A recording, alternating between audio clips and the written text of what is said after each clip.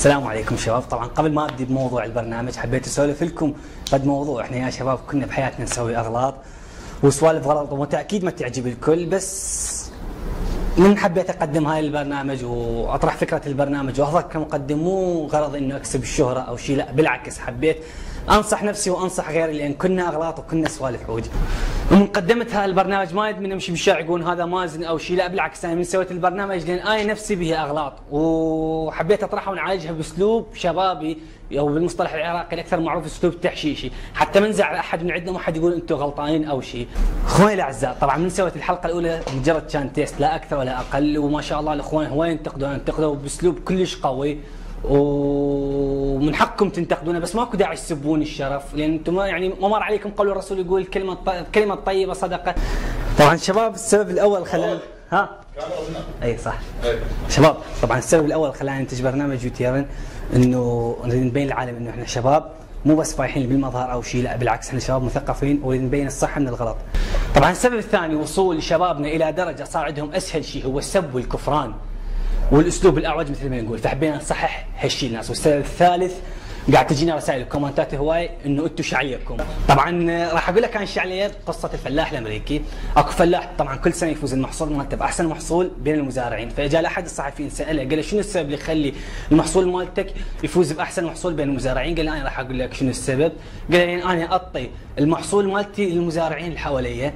فقال لي ليش تعطي المحصول مالتك للمزارعين اللي حواليك؟ عندك علم انه هو اللقاح تنتقل من مكان الى اخر، واذا انا ما اساعد المزارعين اللي حواليا اكيد المحصول مالتي راح ينزل الارض. يا حبيبي هاي الدنيا بها انا وبها انت، يا اما نصعد فوق او ننزل جوا. اخواني الاعزاء، طبعا اكو ناس تجيب المغثه قوه مروه وتخليك يعني تحكي عليهم زين ولا لا؟ ان شاء الله تقدم مغرفة مكاني؟ تفضل. وقف الكاميرا وقف.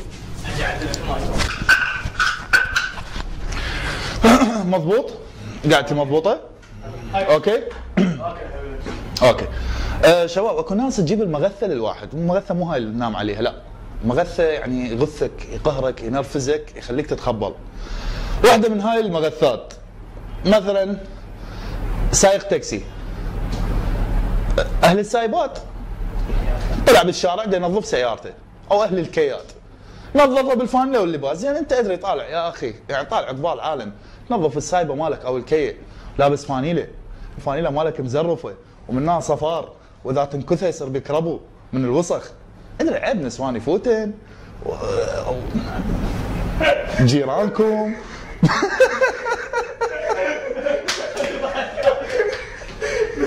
زين ليش تضحكون؟ جيرانكم يفوتون، عيب يعني هاي مو اخلاق، لا احنا نرضاها ولا هي ادب عام ولا عشائريا مقبوله. ترضى مرتك او اختك او بنت عمك تطلع وتلقي ابن جيرانكم واقف لابس فانيله والباس؟ عيب، هاي الشغله ما يعني كلش واقفه وما يرضاها مجتمعنا. ولد خالتي احنا راح نشلب لكم بالسايبات شويه. يعني ابو السايبه انت هي مكتوب على الكتالوج مال السايبه مالك ممنوع الخروج على الطرق الخارجيه، انت طالع على الطريق الخارجي على اي اساس؟ وانت اصلا لا عندك لا بوغاتي ولا عندك لامبرجيني، هي سايبه تشبه بامبو وكاتب عليها بكيتن يا عراق محروسه من عين البشر. لك يا عين البشر، لك انت روش على السايبه مالك شويه دارسين تصير ماعون زرده. انت مقتنع؟ لا قول لي انت مقتنع انت؟ طبعا شباب وانا اسف يعني تشوفوني مثلا احكي بنرفزه او عصبيه، بس انا هاي طريقه كلامي، احيانا ابين انه انا عصبي بس انا نهائيا مو عصبي. اوقف شوي. اي حبيبي. شنو؟ ايش فيك؟ حتبطك. شباب الصيف راح يجينا، احنا لازم يعني نغسل مره اقل شيء باليوم بهذا الصيف، يعني تعرف انت لازم اول ما تطلع الصبح بدك تروح للعمل لازم تغسل مره، ومن ترجع من العمل لازم تغسل مره.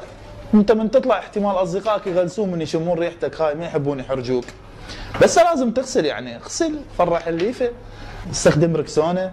تعرف انه احنا العراقيين هواي نعرق، ف جو علماء من الخارج قبل فتره اكتشفوا انه بابط العراقي اكو ميكروب جديد اسمه عازل الحراري، هذا العازل الحراري نتيجه تكيف ابط العراقي مع البيئه صار اكو مثل طبقه سوداء وباطاته وباطات روبي. شايفين روبي بالاغنيه مالتها الاولى من ترفع يديناتها، هاي السواد هو نفس الفقره.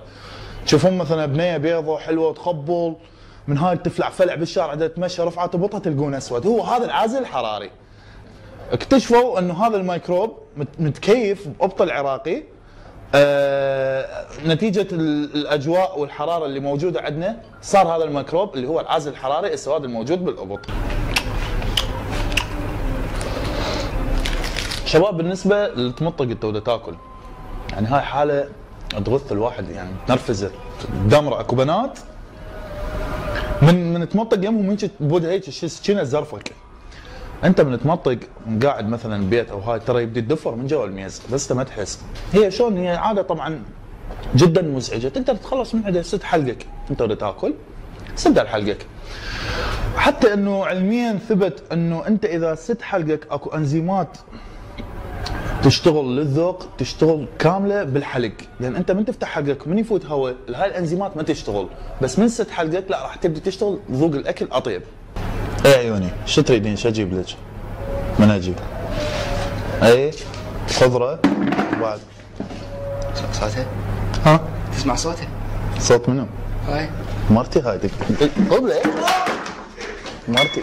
شباب ترى عيب يعني هسه اني ما متزوج، بس اكو ناس مثلا واحد دي يحكي ويا مرته، الثاني دي يحكي ويا خطيبته. زين واحد يقول لي عرفني على اختها، الثاني يسمعني صوتها، هاي السالفه عيب. هاي بطلوها. واحد مصادق ابنيه، اوكي مصادق ابنيه ومسوي شيء غلط. يعني اللي عرف اختها على بطلوا هاي السوالف. كاتب هو مواليد طبعا 1996 كبير الله يعني. عذرا نساء العالم فقد اكتشفت ان اغلبكن عاهرات، ولا اريد التكمله. زين اذا تريد تكمل شو تكمل؟ زين انت شو وقت اكتشفت انه اغلبهن عاهرات؟ انت مواليد 96 يعني سوبر تكن. زين اكتشاف ثاني، وهذا الاكتشاف اللي لازم ابن سينا يراجع نفسه به، انه قلبه هنا. زين اكتشاف ثالث انه اللابتوب انطفى. زين لا رجع فتح. زين فهذا يعني واحد من السوالف احنا ردنا نحكي بيها بالحياه الواقعيه.